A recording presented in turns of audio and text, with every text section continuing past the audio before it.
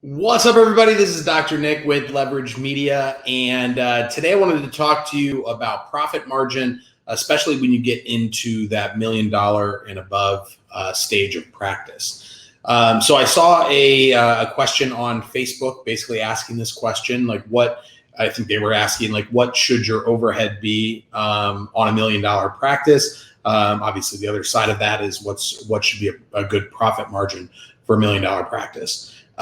So one thing that I will say that is always a little bit, or at least I've been frustrated by it, in my career with my practice, is that sometimes you get to kind of a plateau, and I don't know, it's weird, just like a universe thing where as your overhead grows, your practice grows, but sometimes it's like it seems like you're making just enough just to make the same amount of money that you did 2 steps ago. And you get to these like plateaus where if you could just break through that ceiling, that 80 to 90% of that new money is going to be almost all profit, because in a chiropractic practice, a lot of the costs are fixed. Your all of the stuff that comes along with a building, whether it's rent or mortgage, taxes, utilities, those things are generally pretty fixed. Your staffing is always something that is, in most offices, is going to be probably your biggest expense. But as you start to get past the $500,000 mark, especially when you start to get past the $750 mark, I feel like that's when there's a lot of profit to be made on those dollars, because there's not a lot of extra costs in doing those extra services, collecting that extra money. So it kind of depends on what type of practice you want to have. So if you are, let's just stick with a $1 million practice. If you are the single doctor treating, first of all, that would probably be pretty exhausting, I would imagine. If you only have chiropractic in the practice and you're seeing all of the patients, I mean, you're probably keeping at that point, because in order to see $1 million in collections with one doctor, let's assume you're working 4 days a week. I don't know, you probably have maybe 3 staff that are supporting you.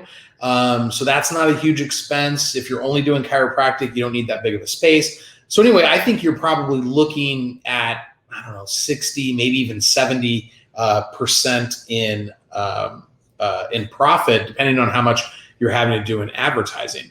Now, that is kind of your, obviously is kind of your best case scenario in terms of being able to have a really high profit margin.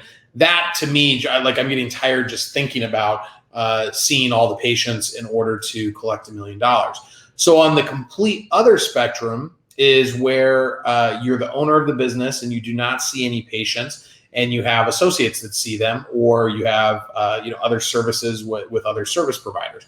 So my office is similar to, or is this type of model, to where we have chiropractors, we have massage therapists, and we have a trainer. And so all of those people deliver the service. They all get paid, different ways, but they all get paid for basically performing those services. And in that scenario, your profit margin is going to shrink quite a bit. I think a good goal in that type of margin at $1 million practice is maybe about a 25% profit margin. So basically anywhere from the 25% to the 70%. Now it all depends on, what is it that you want out of practice? What do you want out of life? So if you want to be able to never touch a patient again, you just have to make sure that somebody is there seeing the patients. And that's going to cost money. And you're probably going to have to pay even more for an associate than you would if, say, you were in the trenches with them side by side, shoulder to shoulder. If you want to do all of it, you can keep all of the profits. A lot of offices, I think, probably fall somewhere in the middle. And I think, anywhere from a 30 to a 40% profit margin, if you're kind of, working part-time, doing it exactly the way that you want, maybe only taking only seeing your existing patients or only taking referrals. I know I was doing an interview with Malcolm Rudd the other day, and he talked about that, where I think he's got 3 or 4 associates in his practice, and the only people that he sees now are just people that he's seen forever or people that are directly referred in to him. Anybody else that comes in as a referral for the other doctors or through marketing goes to the associate doctors.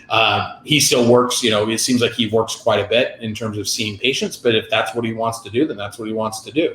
I did an interview with Noda Hashimoto with TrackStat the other day, and he still has a practice, but we were talking about when he first started, and he said that I think he said he was in a $400 a month room rented in somebody else's office and ran that up to $62,500, I think is what he said.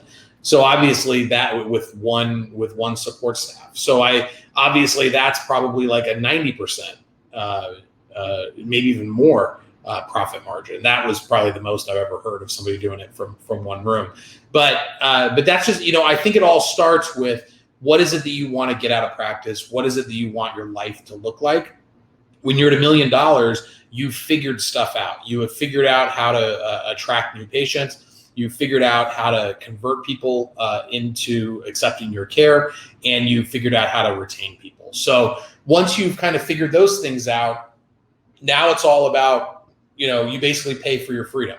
So if you want to be completely free of the practice, there are risks that come along with that. But if you want to be completely free, you're just going to have to give up profit margin. But you get paid for doing the parts that you want to do, which maybe is the marketing or the vision casting or the training or whatever it is that, or maybe just vacationing. I don't know. But if you want to collect, if you want to keep as much of the money that flows through the practice, you're going to have to do a lot of that work. So find that place on the spectrum that you're good with the amount of money that you're making, and you're good with the work-life balance, and I think you'll find a pretty good sweet spot. So hopefully that helps in terms of kind of thinking through. Even if you're not at $1 million,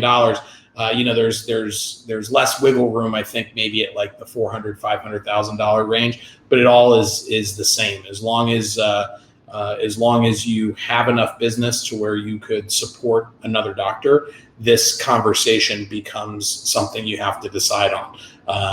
If you're at the 250 range, you're pretty much just doing it by yourself. But once you get into that, I think that $400,000, $500,000 range, that's when most people start thinking that it's time to bring someone else on, and that's where you have to decide which is more important to you, your free time or the money. So hopefully that helps, and we'll see you on the next one.